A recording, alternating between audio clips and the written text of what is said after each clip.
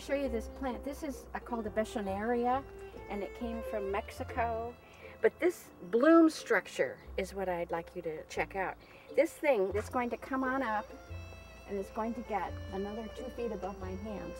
And then it's going to send out side stems with flowers that hang. This front strip is all natives. And then on the other side, it's all South Africans. And this is only 2 years old. It's its second spring. Oh my goodness, this plant seems to be falling over. I haven't cut it because it's so pretty.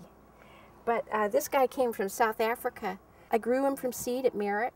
At the end of its cycle, I'll just whack it back and it'll start over and it'll be good next spring. And you can see that it made seedlings. These guys have just come on up in a year. This plant is what they call vigorous. Well, one of my goals with the garden here is to see how little water I can use.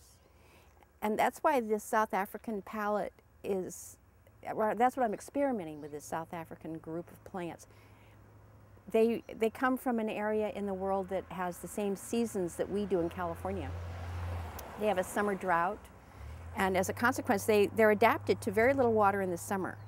Felicia filifolia, it's a plant that, again, was grown from seed at Merritt, and it just is extremely unusual. Very, very few people grow this plant. It's so strange to have a shrub covered with flowers like this. And of course, a bumblebee is our California native bee, and this is a native Phacelia. This guy came up this year from seed. I really wanted this to be a California native bed, but I just couldn't resist putting in a California favorite, the artichoke. And I was just thrilled that it's got chokes on it. I mean, this is just fabulous. This is an Eriogonum. It's one of the buckwheats that we have in California. And this one's called Eriogonum giganteum, or St. Catherine's lace. And the reason they call it St. Catherine's lace is that this bloom shoot comes up and then it sends out side branches, and you get hundreds of tiny little flowers. So it looks very lacy. And I don't water it at all. Oh, and then I'm really a salvia nut. This right here is our pineapple sage, also called Salvia elegans. It's going to get up to 2.5 feet, and then the bloom spikes will rise up to here. And it's pretty much the same color as the red hot pokers right over here, the salmon color. It's very, very pretty. And some of you might know that the Salvia elegans pineapple sage is very, very smelly, fragrant. It smells like pineapple, and it's just wonderful. People use it in cooking. So now we're coming to the backyard, and this part of the garden's been kind of an ongoing project for the last 4, 5, 6 years. I'm always redoing something, so very little of it remains very long.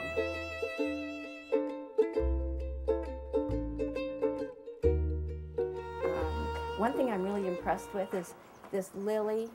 I put a seed in about 5 years ago, and now it's making a plant. Very cool. We have here Yerba Buena. It's a California native mint, and it creeps and it crawls and acts like a ground cover. You can use it in cooking or make tea with it. It's very, very tasty. Oh, and then this is something called redwood ivy. This guy, it took him so long to establish. After about 5 years, I finally decided to be happy. Right here we have a patch of different irises that are California irises. This one is a Pacific Coast hybrid developed by a guy named Ryan Grissow. The problem with these guys is they only last a day or two, so you don't get a chance to see them every day. But those are the hybrids, the man-made hybrids. But then over here is a naturally occurring iris hybrid, and this is the one that you'll see all over the Marin headlands. Right next to the iris are these plants that we call monkey flowers. This is a mimulus. And in California we have, I don't know, 150 different species of mimulus. Oh, and then they're called sticky monkey flower for a reason. If you touch their leaf, they usually have a resin that's built up on the leaf, and your hand sort of feels sticky. And of course that's a drought adaptation.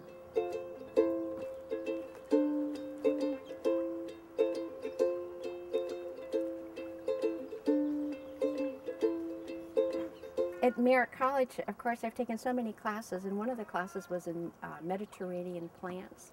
And Glenn Cater taught that class. And this is a plant that Glenn really enjoyed. And it's this really cute little bulb. Right here by the bulbs is our blue flax.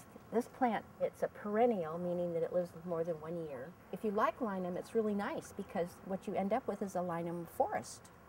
The flowers create seed and they send the seed down, and before you know it, you have a lot of linum. This is something called Dickelost-Emma itemaya, but this particular one is called pink diamond, I think. I've never seen it before. I put it in the ground a couple of years ago, and it's just sort of coming up this year.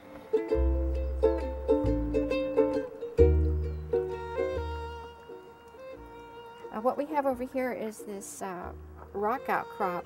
The rain melts them. You can see how that the rain causes the rock to just disintegrate because it's sand, it's sandstone.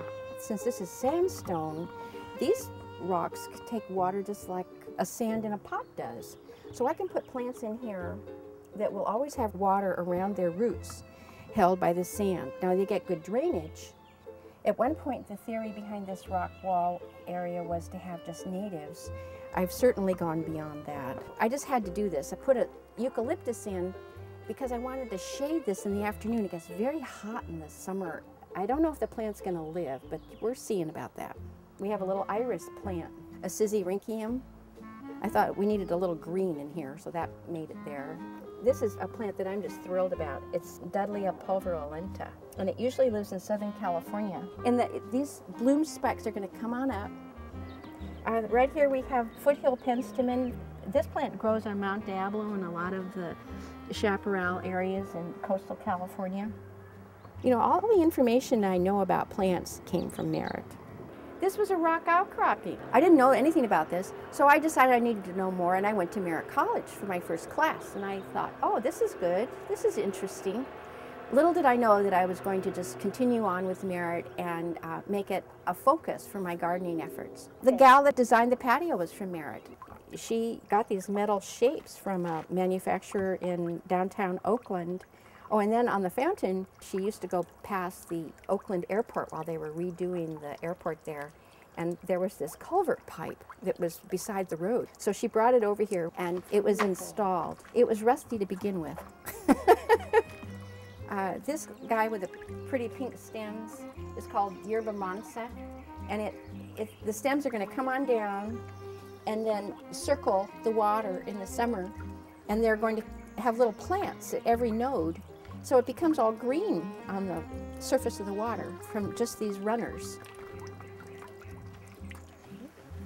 As we all know, gardens do nothing but grow and change, and a lot of stuff dies, and you have to sort of say to yourself, well, what do I get to do next?